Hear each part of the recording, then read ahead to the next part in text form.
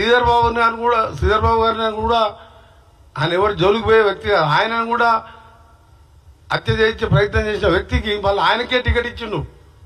దేశమంతా రాష్ట్రం అంతా కోడే కూసింది. మామన్న భార్య భర్తల హత్య కారకులు ఎవరు, ఆయనకే టికెట్ ఇచ్చిండు. మళ్ళా జనగాంలో ఓ జడ్పీ వైస్ చైర్మన్ భర్త ఎండిఓ గారిని రామకృష్ణ గారిని మర్డర్ చేసిందని చెప్పి క్లియర్గా కమిషనర్, ఇప్పుడున్న హైడ్రా కమిషనర్ రంగనాథ్ గారి స్టేట్మెంట్ కూడా క్లియర్ కట్గా ఆ స్టేట్మెంట్ ఉంది. ఎవరు చెప్పించారు అంటే ఎటుపోతుంది తెలంగాణ? దీనికోసమైనా తెలంగాణ మనం తెచ్చుకున్నది. ఈరోజు అపహరించిన రోజే రామకృష్ణ హత్య, ఏది ఎండిఓ గారిది, క్లియర్ కట్గా భూ వివాదాలే కారణం.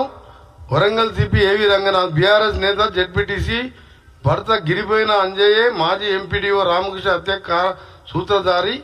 ఈ కిడ్నాప్ హత్య సుపారీ గ్యాంగ్ చేసింది.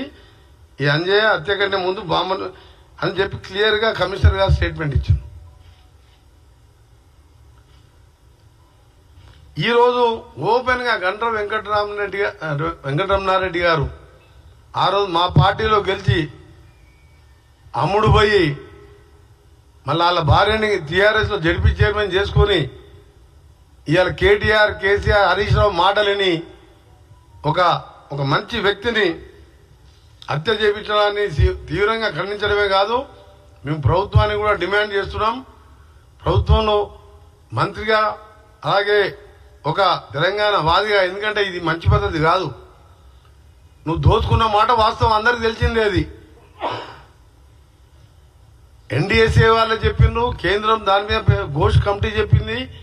ఇదే కాదు, పైన ఉన్న అన్నారం సున్నీలో కూడా మేము గ్యారంటీ ఇవ్వలేము, ఎప్పుడు కూలిపోతావో అని చెప్పడం వాళ్ళ రిపోర్ట్ కూడా ఇచ్చిండ్రు. మరి ఇంత బరి తెగించి మాట్లాడుతుంటే నిజంగా మధ్యలో మీరు లగ్జర్లలో చూసిన కొడంగల్లో సాక్షాత్ డిస్ట్రిక్ట్ మేజిస్ట్రేట్, కలెక్టర్ అంటే డిస్ట్రిక్ట్ మేజిస్ట్రేట్, ఆయనని కేటీఆర్ గారు ఎవరైతే దాడి చేసిన సురేష్ అనే రౌడీ షీటరు 72 సార్లు ఫోన్లో మాట్లాడి అక్కడ ఉన్న మాజీ ఎమ్మెల్యేతో కలిసి కలెక్టర్ని కూడా దాడి చేసిండ్రు.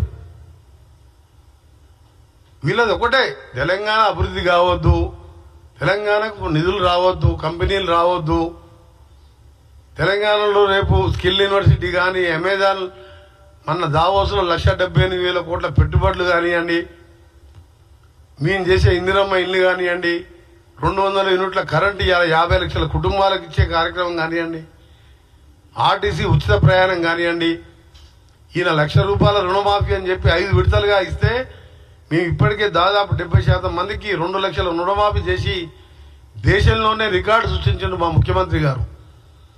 ఆర్థిక పరిస్థితి బాగాలేకపోయినా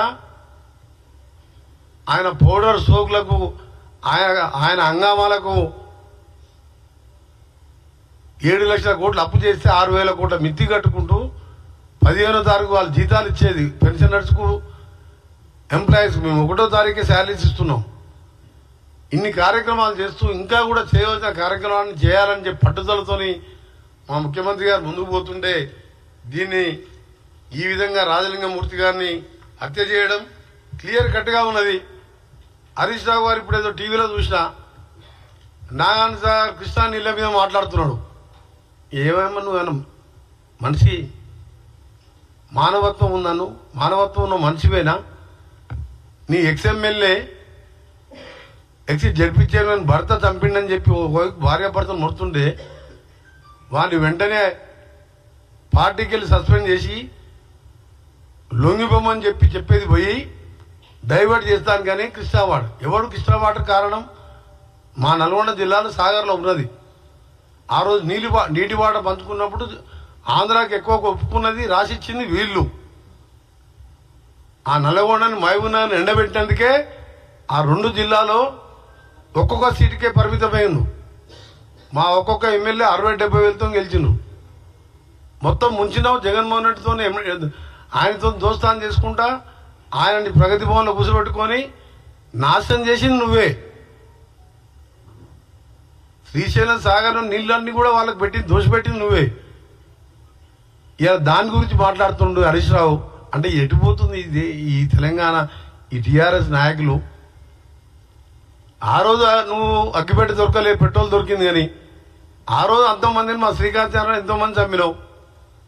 ఇవాళ ప్రశ్నించినందుకు అవినీతి మీద ప్రశ్నిస్తే చంపేస్తావా? ఎంతమంది చంపుకుంటూ పోతారు మీరు? మీ గొర్రెల స్కామ్ కానీ అన్ని స్కామ్ అందరినీ చంపుతారా?